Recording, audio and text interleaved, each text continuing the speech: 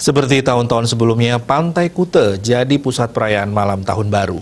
Meski pandemi COVID-19, Pantai Kuta tetap dikunjungi warga yang merayakan malam pergantian tahun.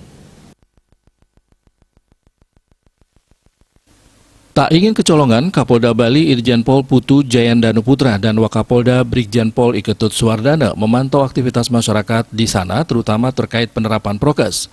Polda Bali mengerahkan 12.000 personelnya dan disebar berbagai titik di wilayah Bali. Personel tersebut tergabung dalam Operasi Lilin Agung 2021 dan Operasi Aman Nusa Agung II penanganan COVID-19. Irjen Putu Jayandanu memantau situasi Kamtipmas di Kuta dengan berjalan kaki. Tujuannya agar bisa menyapa masyarakat yang melaksanakan aktivitas di sekitar Kuta dan sekaligus mengingatkan masyarakat tentang prokes. Selain itu, Kapolda menyambangi petugas keamanan yang ada di salah satu mal. Jenderal Bintang 2 di pundak ini juga mengecek langsung personil Polda Bali dan Polresta Denpasar yang melaksanakan pengamanan jalur serta pengamanan di tempat-tempat berkumpulnya masyarakat. Kertanegara Bali Pos melaporkan.